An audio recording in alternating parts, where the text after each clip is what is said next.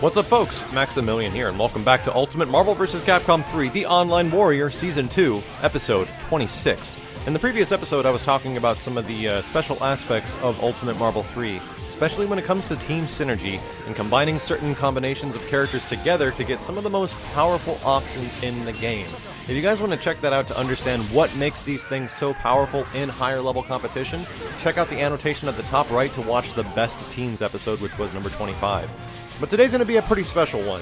In light of recent events with episode 25 happening, and I thought that was a pretty big deal for Season 2, and other things like starting up Season 2 of Ultimate Marvel 3 The Online Warrior, today's pretty special because this begins the road that I have to High Lord.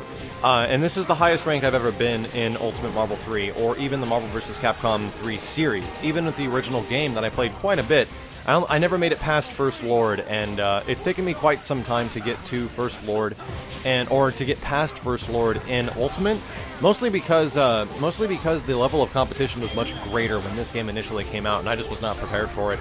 And the more you play, the better you get, and the more chances I had to train in different environments. I learned a lot of stuff as far as preparing for online play, which is training under 2 bars and using different varieties of characters and point characters. And one of the better decisions I made in the past month or so between playing this game was using Nova. Nova, it just fits so well with the synergy of my team, it feels. He does the exact same things that Dante and Wesker do, which is an easily capable OTG move that can pick you up if Strider hits, or Strider Vajra assist hits. And he's got a very good beam assist with Dr. Doom in the back, so you can also use hidden missiles on this team. It's just I prefer it to be with a beam to keep up the pressure in some situations. So what this is going to be is a series of videos. I'm not gonna take a topic of discussion because the Marvel scene has been pretty dead as of late. There hasn't been any huge topics of conversations that have happened besides the recent results from Final Round, which most of us already understand how powerful Morrigan and Dr. Doom are, which is why I was using which is why the previous episode was made. And but now we're just going to do a breakdown of some matches, and we're going to break down all of these matches leading up to the road to High Lord, and in between each match we're going to find the determining factor, like we did before, of finding out what was that one moment that I think decided the victory in this game.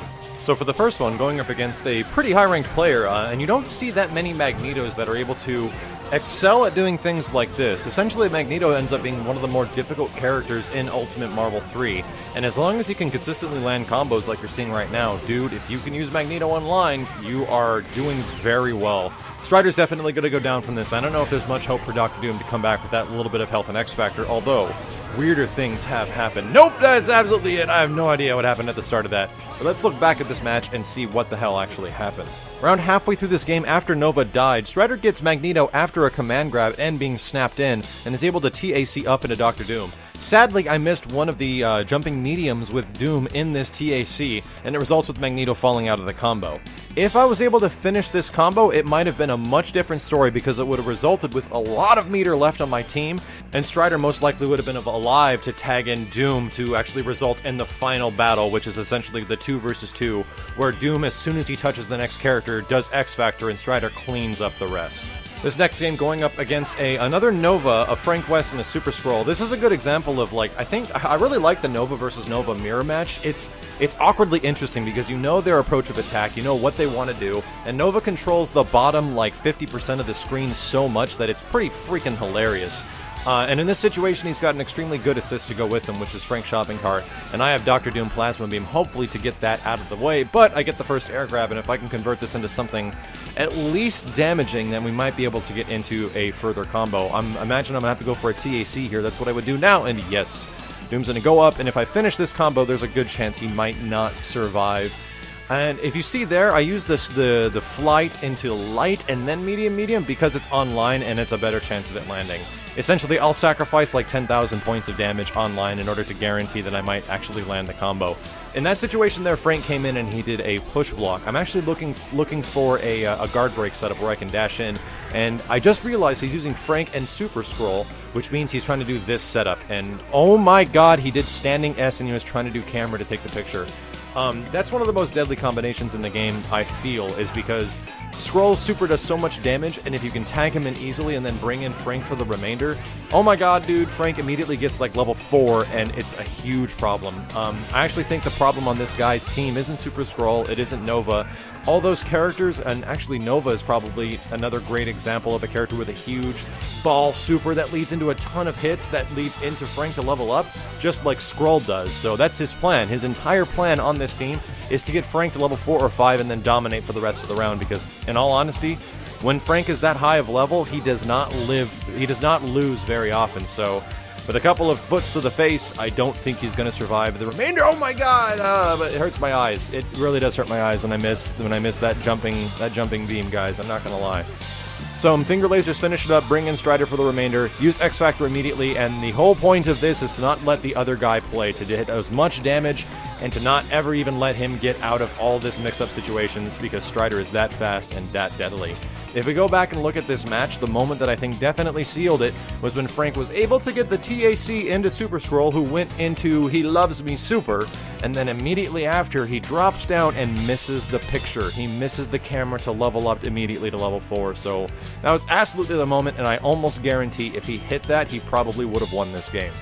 This next fight, once again, going up against another Nova on point, who's paired with Spencer, and I believe that's Dr. Doom. So this is actually an extremely powerful team. Hopefully we get a chance within this video so you guys can see the fact of how damn good Nova and Spencer are already. Well, I imagine a lot of you guys already know. But for those that haven't checked it out, stay tuned, because, oh my god, unless I'm able to kill Nova right here. No, I choose to snap in who? Dr. Doom? That's actually a really good idea. That's a really good idea because he probably relies on this assist a ton. And if I'm able to take out Doom here, that'd be huge, although I'm doing absolutely no damage because it is a guard break setup. If I get the rest of this, maybe, bring him down, and the beam and one more hit. Yeah, well, actually, that was extremely close to dropping. The rocks aren't going to do that much, and I totally whiffed the DHC. That still would not have been able to kill, which is sad, and oh my god, right here, we're going to have a problem. He does not get the OTG. He might not have been able to OTG, but I get him on a crouching medium, and I miss my optimized damage combo, and my standing light misses on Nova, and we're practically reset now. Even though these characters are missing health, whoever touches the next person essentially is going to die. Dash in for a couple of standing jabs, and if you guys don't know, Nova's standing jab is legit in this game. It's an amazing hit confirm, it's got a really good hitbox, you could rapid fire it. It's not nearly as good as Magneto's, but it's damn good. And there we go, once again, that guard break setup. You dash in, you do a heavy attack. If they push block it, you dash in immediately off the ground to negate the advancing guard, and you jump up and you grab them. They can still tech grab it, I believe, but it's very difficult. And now Nova's doing extremely well. If I'm able to get this guy one mix-up, and the overhead just might do it if I do not mess up this combo. This could potentially be it. Power of Lenovo Force, and that just about does it. And I believe the deciding factor in this game ended up being that I snapped in Doom and screwed up the order of his team. A lot of times these teams are designed around very specific DHC setups, and you don't anticipate yourself losing in games. If everything works out, then everything works out, but if one of your characters gets butt-kissed to an opposite position in your team, you have to kind of like reformat the team sometimes, and that can be very difficult with things like muscle memory and stuff like that. So I think that ended up doing it. I think the order of his team just led to the eventual demise and the victory in this battle. Here we go again for the next game, and up against the same guy, actually. And he starts off with the opening attack, and let's see how this goes in the opposite direction if he's able to get a kill off of one single hit. And considering the fact that he has these characters, it might be possible, and now Dr. Doom is doing work. He's getting his own chance to do a TAC combo, but he misses one of the beam parts. And now I have to space myself out a little bit, and I fall to a crouching heavy. That is not good. Now Doom comes in, space things out a little bit, and he blocks the foot dive. Look at that, dude. That was an extremely good block, actually. And he's able to extend the combo as well. If I'm right here, he should actually be able to kill Doom off of this one single combo and single hit because of Spencer and Nova working so well together. If he gets this OTG, this is absolutely going to be death for Dr. Doom. Check that out. 3 levels and totally freaking dead. And he built a lot of meter as well. Nova comes back in. Strider's in as well. He misses his chance to juggle. And I'm doing my best to get at least a little bit of damage in here so I don't have to waste the entire thing on Ouroboros for one character. I'm able to kill Nova. Oh my god, this is not good. This is not good at all. Get an overhead very fast, and this should kill Nova right here.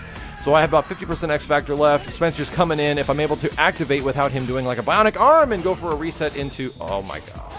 You guys absolutely know that was supposed to be an orb into shot orb, but it didn't happen. It did not happen.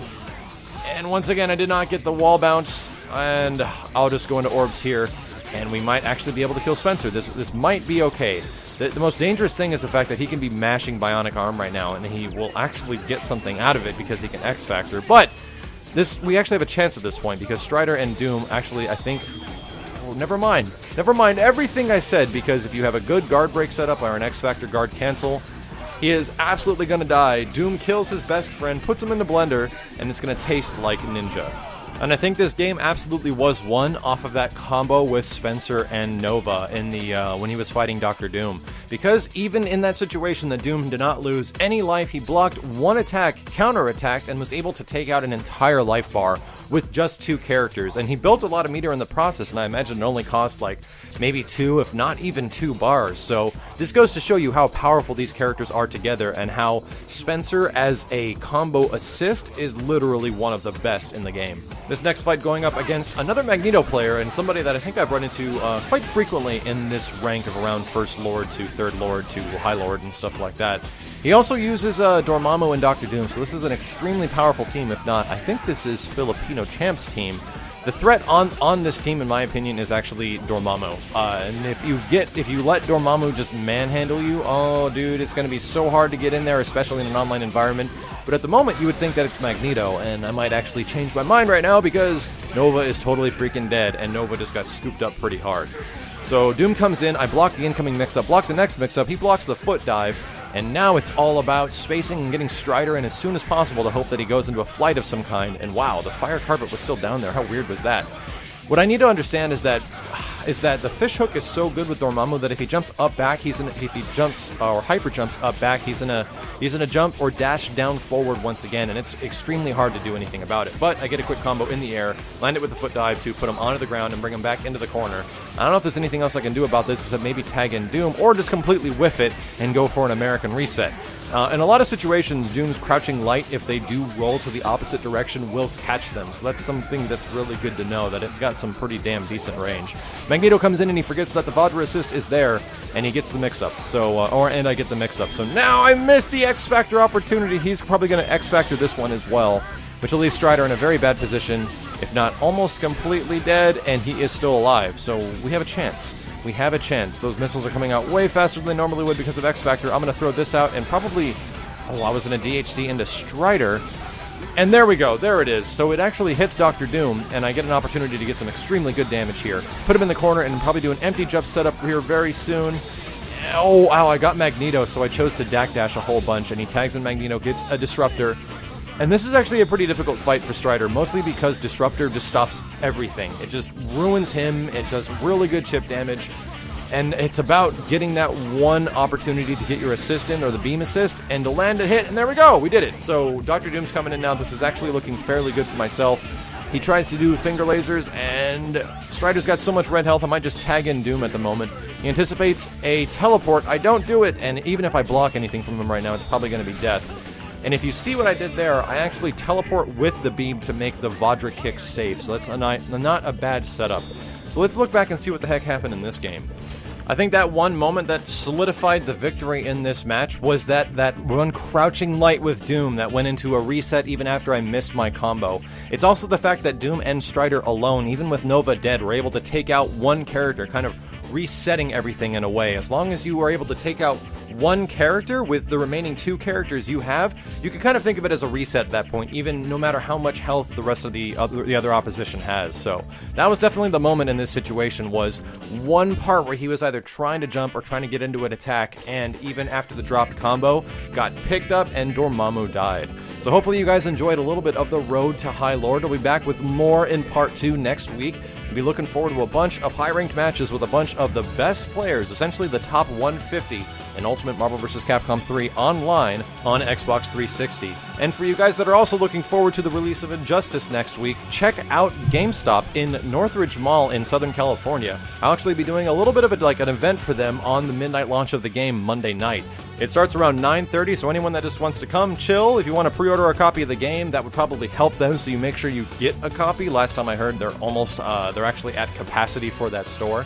But if not, if you just want to hang out, that's totally cool as well. And if you guys also want to check us out live, myself and Matt Simmons of Yo Video Games, are going to be hanging out at the EliteLoungeLive.com next Wednesday, essentially just chilling out and playing some video games. Until next week, guys, thank you all very much for watching. My name is Maximilian, and I'll see you then.